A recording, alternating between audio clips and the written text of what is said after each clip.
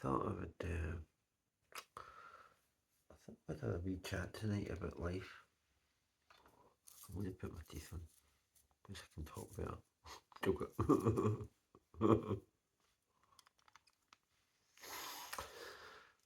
Right. I need some super glue. Hang on a second. This is just going to be uncut. Fuck it, I don't care. Here we go. There's loads of solution. Fix it. Get it, fix it, I didn't. Right. Question mark. Yes, well, there we go. Now tonight I want to talk about some of my experiences. Sorry if my speech is a bit weird. I'm going to tell you a few stories about me, right? This is the first time I've ever done this. All these years I've known all this shite mind and I've never used it to talk about myself. So, well, let's talk about the College of Commerce, Hanson Street, built in the 70s. Now, I don't know if any of you are aware of it. Hanson Street in Denison, Glasgow. Denison's where I'm from. We'll get to that later. But anyway, Hanson Street College was a kind of 70s brutalist, soft. Well, I wouldn't even say brutalist. It was just mysterious. It was a 70s building with MK switches like Cumbernauld and fluorescent lamps. But a lot of the lamps in that building were dangerous. 1993, I was in the building. Now previously it had been a college, right, from the 70s. I think it was 1973, I think it was. So the building went round in a square, as you can imagine, right. It had like two levels, a ground level and an upper level. And it had those, can you remember those 70s lights with the glass shades that were crystallised? Round lights. And it had the corridors and the stairs like in Gregory School. That one went up and one went down at the same time. The building was very weird. It had long spooky corridors, right, with doors in between every bit. And then it went round in a square. So you could virtually walk round and round and round and round the same bit. It was a very interesting building. Anyway, I was in there in 1993 and I was put in charge of checking for light problems, believe it or not. The faulty lights and stuff, and that's where I learned in fact, I know about MK light switches all my life. I'm a self-taught electrician. But yeah, anyway, getting back to the lights, and the actual right, part two. There was a room on the first floor, and it was a gymnasium, like kind of sports room. No, like the room you see in Flashdance. And it had a ghetto blaster. No, it had an Amstrad hi-fi in the corner. And it had the kind of fluorescent tubes with the singular covers on them, but they were all joined together. And there was like 3 strips of lights with a drop ceiling. And the polystyrene tiles you saw in Whitehall Secondary, which is another building we'll talk about later. 1977, Denison, yes, I know about that as well. Yes, the canteen had the fluorescent lamps and they were dropped. In the 70s they had them. And they had more lights hanging in the canteen area of Whitehall Secondary. 1977, and the janitor, and I knew my dad. So we're really going to have to talk now.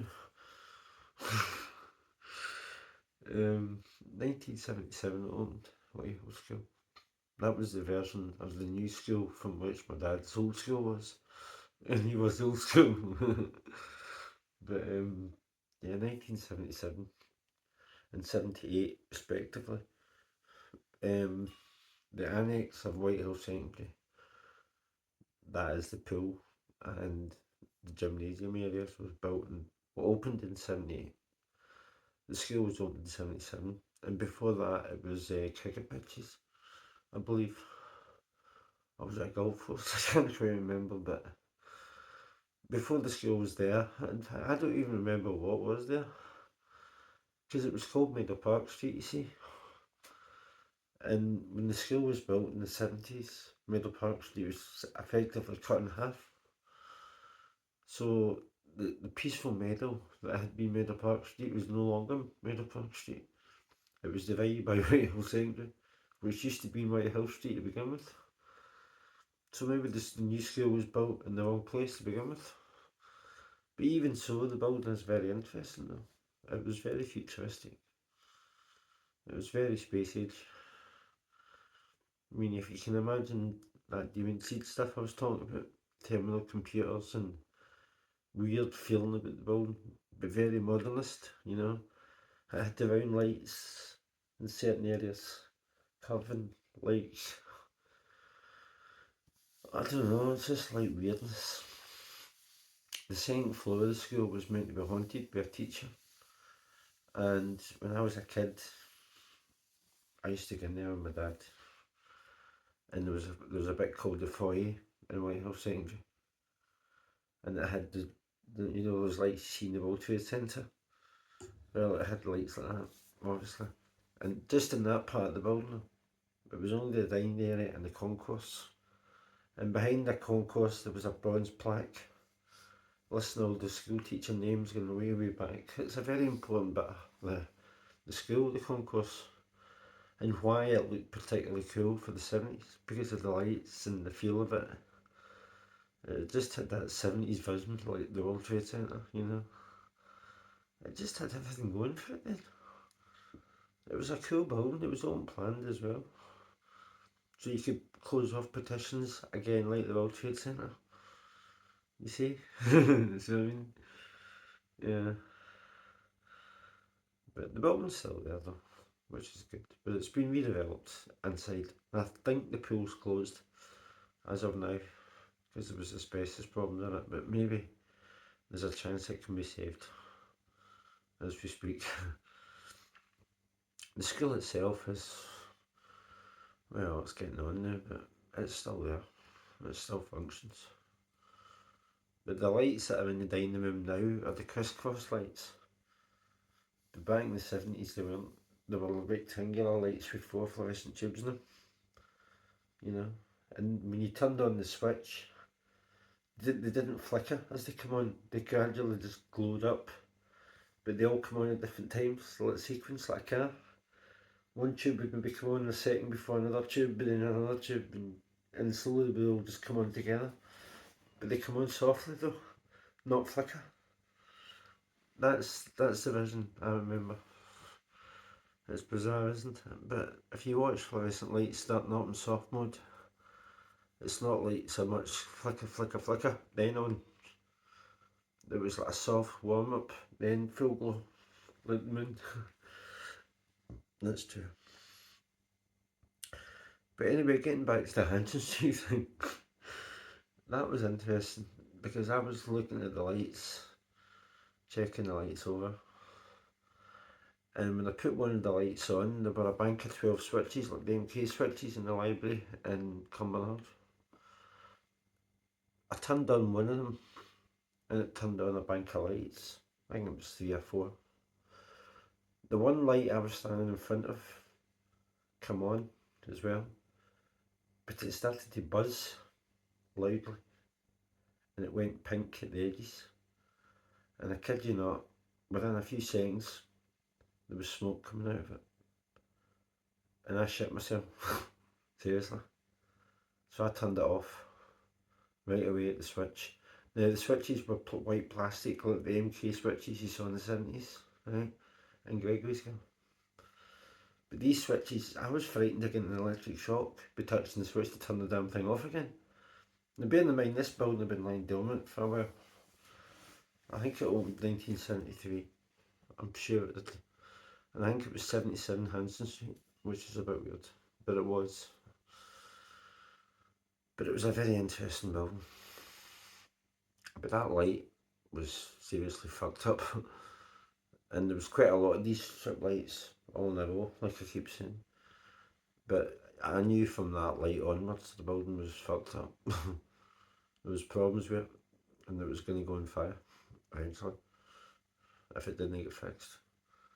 Which, well, we've not got to that part yet, obviously, but the building's gone now, isn't it? Yeah, I was there 32 years ago. It's a very strange feeling about it because I remember it, and yet I don't know how it caused it to go. It was that light. It had been left on, probably. Somebody turned it on by mistake, no one. And then it's been left buzzing away, bubbling away. And then it's obviously, yeah. So anyway, that's a story I don't really want to think about. But I'm glad I'm recording it though, because it educates everybody to be careful. Yeah. But again, that's what I did 32 years ago. I noticed a light in a building and it ended up being its worst nightmare because I found it in the first place. Because of the fire in that college was caused by electrics. And it's probably that light. In fact, it is that light. That's why I saw it. It's weird, isn't it? That building could have survived. But its time had come, you know. If I can get any blueprints and pictures of it, I'll find them and I'll make a video about it. And I'll use some digital futuristic music with it. If I can find pictures of it, I need to look on the archives, but I'll definitely look up the old college, with the College of Commerce in Denison. You know, 1973. It's an interesting story. There's actually a care home on the site now, where the building used to be. But again, I can still see it and feel it and remember it exactly. And talk about it exactly. Because I was there, exactly. You see my point? It's there and that's it. I can tell you the story through me talking about it, about how creepy it is. Then you've got to use your own imagination and create a scene from like that 1973 Pink Floyd song, On the Run. Now when the bit he's on the bed and he can see all the weird bits of life. Well, imagine that school, or Hanson Street in that form.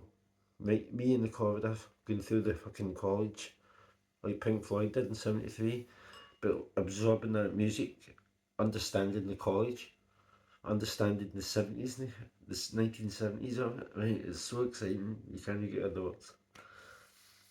But it's just that hell. I was walking through this building, and the creepy thing about it was, there was power, but I was frightened with the lights on, because I always thought, are the lights going to buzz and give me, I always had a fear. I've been locked in a room with 70s fluorescent lights buzzing down on me, turning red and pink like the ones in Cumbernauld with the glowing tubes. That's scary, that. It took a lot for me to overcome that. Doing that in Cumbernauld was frightening. Right underneath that other tube was burning hot. It looked like it was white hot, didn't it? Yeah. It probably was, inside, internally. It'd have been, God knows what the temperature was in there. Yeah, but it's hot. You couldn't have touched that. Not in a million years. But I filmed it though. I saw it. I saw the white heat of Cumbernauld. Yeah. Oh well, I suppose maybe I'll call it a day at 11:11. I've enjoyed a little chat tonight. It's been very interesting. And I'll catch up with you again. We'll talk more about the schools of the past. Good night. God bless.